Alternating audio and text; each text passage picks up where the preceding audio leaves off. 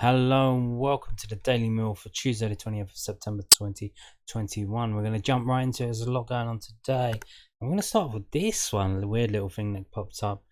This was from thesun.co.uk, and they've spun a story out of one of Matt Smith's tweets, and it all links in with the petrol stuff that's going on. It says Millwall striker Matt Smith issues Twitter plea to help him find petrol or give him a lift to training. Millwall striker Matt Smith has issued a Twitter plea to help him find petrol, or failing that, for someone to give him a lift to training. The Championship star is just one of many affected by the UK's petrol crisis that saw motorists besiege filling stations over the weekend. The frenzy reached fever pitch on Monday when one woman filmed shamelessly filling up empty water bottles. Drivers are facing huge queues at petrol station forecourts across the country as the petrol pump chaos caused by panic buying continues. And Smith admits he could struggle to make it to Millwall training on Tuesday morning unless someone points him in the right direction to an available forecourt. Failing that, the striker will also accept a lift. Smith said, "Anyone in West London, Chelsea/Fulham area, know where's a good bet to get fuel at the moment? Struggling to find anywhere. If not, can anyone give me a lift to training in the morning?" Smith's plea attracted numerous responses, and I'm not going to go into them, but you can see it was just one tweet and they've spun it. They've repeated the same line a couple of times. But yeah. So I wonder, did he make it to training? And if he didn't, is he gonna get fined? Is he gonna be on a naughty step? Is he gonna be Gary Rowett's naughty step, which will affect his chances of playing on Wednesday, tomorrow? I don't know. Did he make it to training? I really need to know. But then, so that was a bit of a funny one today. Weird little one. Moving on. So we know yesterday I told you the under 23s lost 2-0 to Cardiff. So we've got the Mill perspective. This is from Mill official site, and they say Mill under 23 suffered a 2-0 loss to Cardiff City in the Professional Development League on Monday afternoon. Chan Kazimba and Isaac Davis hit the target in either half to condemn Kevin Nugent's side to defeat. Sean O'Brien was at the heart of the Lions' limited attacks, but found George Ratcliffe in inspired form, most notably tipping a long-range effort over the crossbar in the first half. Abdul Malik made a return to action from the bench just after the hour mark. Next up for Mill under 23s is the visit of Queen's Park Rangers at the Den on Friday afternoon. Tickets will be on sale in due course. And the team was Gilmore, Walker, Adam Malaki, Penny, Ockley, Topolodge, Davis, Allen, Briscoe, O'Brien, Drozd, and Boateng came on at half-time for Adam Malaki. Cotton came on for Briscoe, and Abdul Malik came on for Drozd, and the unused subs were Evans and Smith. So there you go. And what did the manager say? Well, he's not too happy. He says Kevin Nugent labelled his under 23 side's performance at Cardiff City as unrecognisable as the Lions slipped to a 2-0 loss. It was disappointing performance, especially after last week's one, which was so good, a 4-0 victory, 4-0 victory over Barnsley. He said, "We were unrecognisable. We lacked passion and desire, and Cardiff physically outbattled us. We were better in the second half, but by then it was too little too late. That's something the lads will have to learn from. They took the plaudits after last week's win, but now they'll have to take the criticism. They must learn from both sides of the coin." So not too happy there, it seems. So, another little story that popped up today, of course, the Northern Ireland players have been selected for their World Cup qualifiers coming up in a couple of weeks. So Daniel Ballard and George Saville have been named in Northern Ireland's squad for the 2 World Cup qualifiers. And does it say what they are? No. So it doesn't say what the games are. This is their third in Group C. Oh no. Switzerland and Bulgaria. So 2 away matches. So they're going away to Switzerland and away to Bulgaria. Okay. fair bit of travelling there.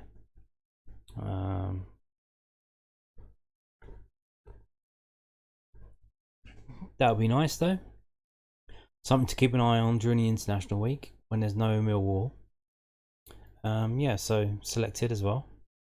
Ballard and Saville, as usual. So this was the little stories that were popping up today.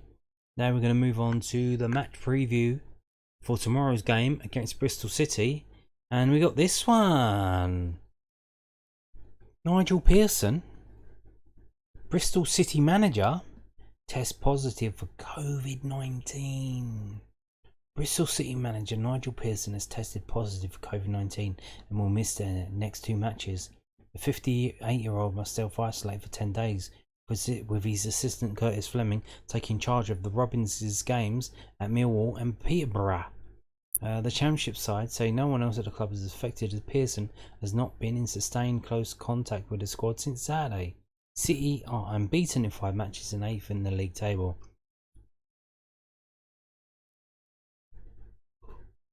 I'm sure that everyone at the club and our supporters hope that Nigel has a speedy and full recovery, says Robin's Chief Executive Richard Gould.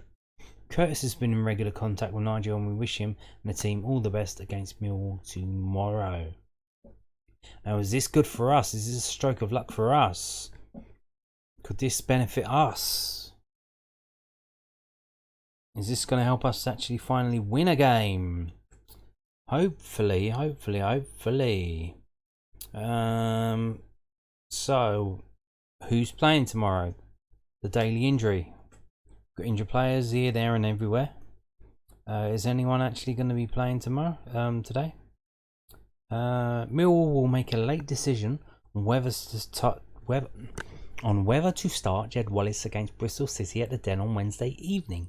Wallace has missed the last 2 games through illness, but is back in training ahead of the test against the Robins.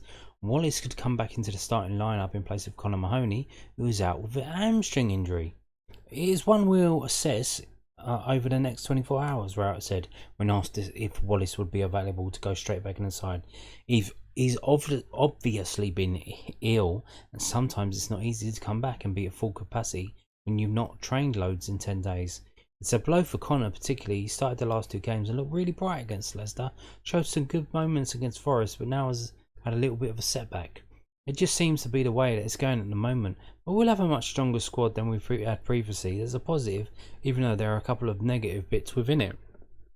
Another positive for Rowett is that he could have Wallace, Benekofobi and Shea Yojo all available to start up front together for the first time this season. Rowett, though, alluded to players such as Matt Smith, who scored against Forest, and Tom Bradshaw, feeling they deserve to start. Rowett said there are some exciting combinations and an exciting team when everyone's fit and available and match fit. The challenge at the moment is that while we might be in a position to put that sort of team out, we have to find the balance between people that fit and people that are match sharp. The opportunity to put the likes of that front 3 together at some point is quite exciting, with the potential for movement. It will be nice to see, but of course we have other good players who want to start. It's always about trying to find a balance, but it's better trying to find the balance with people available than it is putting out teams that are not quite what you want tactically for that specific game. So we're not going to be attacking Bristol City tomorrow. He doesn't want to play Shea Yojo, Jed Wallace and Benekofobi because he doesn't really want to score. What the fuck is he talking about? So he's going to try and defend against Bristol City. Sounds fantastic. Who's going tomorrow? Is anyone going? I'll be there. Sounds like I'm in for a treat of defensive display. That won't work. We'll concede a goal and then we'll have to come back in the second half and it'll finish 1-1 again. It's all so predictable. Here we are now, 19th in the table. 9 points.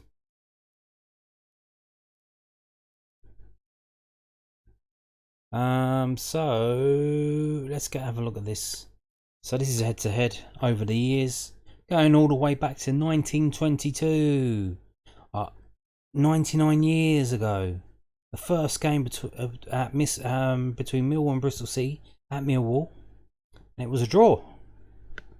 Is that an omen? Is that an omen? We've won most of the games, but there's quite a few defeats to Bristol City over the years, more than you would think. Here, there, and everywhere.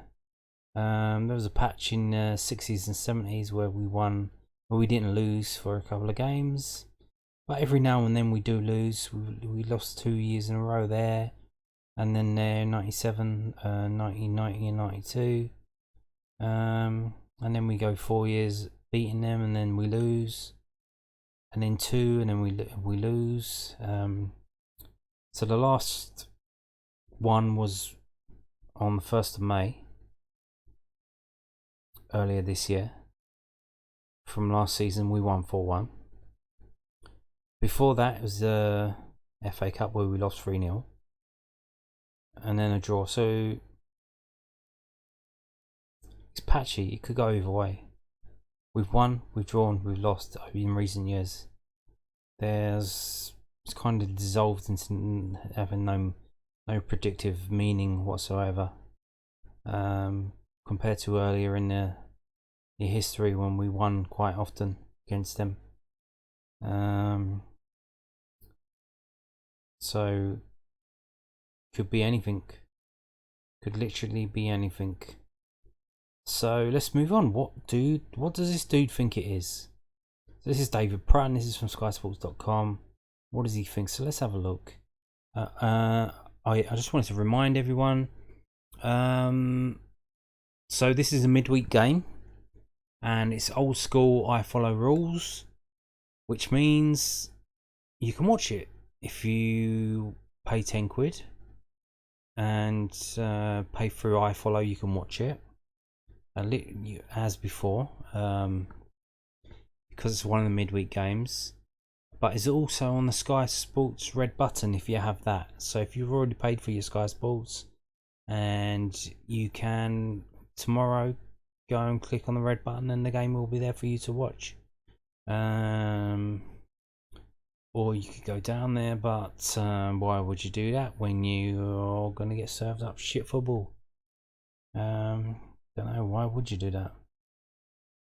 Why would I do it? I'm going tomorrow.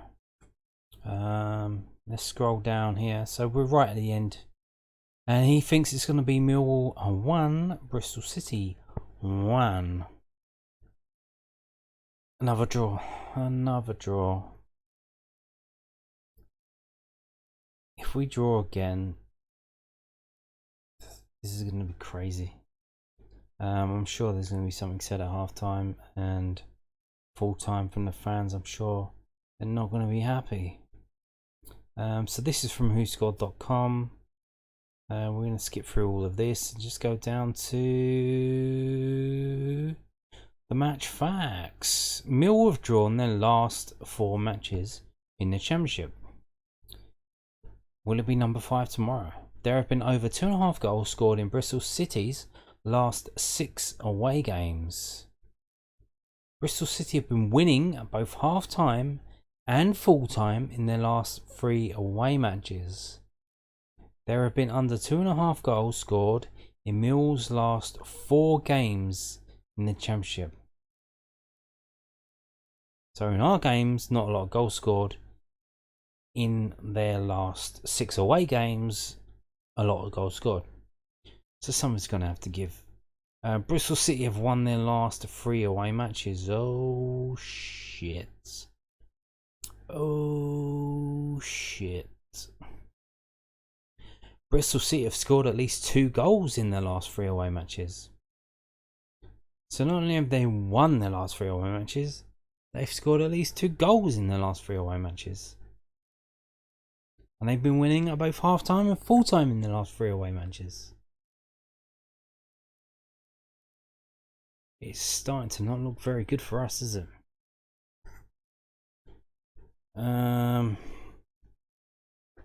So the prediction. They reckon it's going to be Millwall 1, Bristol City 1. So again, another prediction of another draw.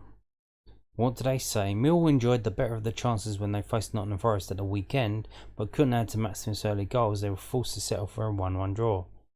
We were hanging on for that 1-1 draw. If Lewis Grabban didn't go off injured, we would have lost that game. We would have lost that game. The London club have now drawn 6 of their opening 9 league games.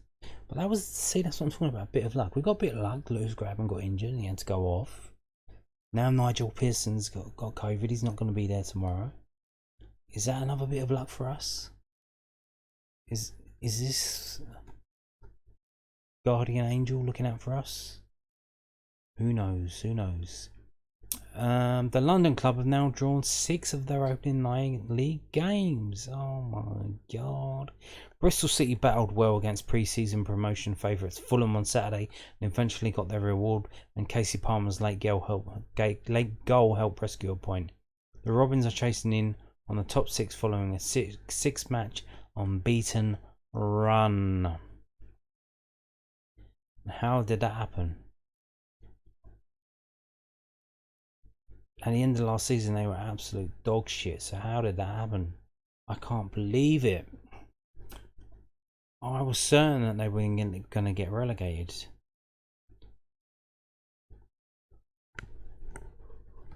But it seems they're not. Millwall will create many goal-scoring chances. Millwall will make a comeback if they go behind. Yeah, we'll go behind. And then we'll come back and it'll be 1-1. So last 6 games at Millwall, we've won 3 of them, drew 1 of them, and lost 2 of them. 10 goals for us, 8 for them, 5 yellow cards for us, 6 for them.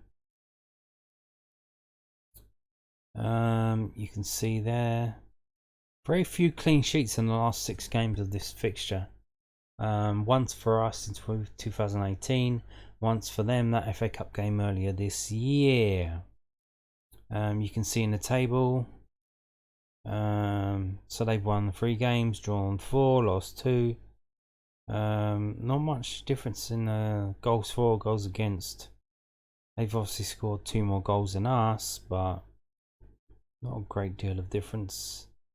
In the form table, they're 10th in the form table, we're 16th in the form table. Again, not much going on with goals for, goals against. Streaks. Win or draw.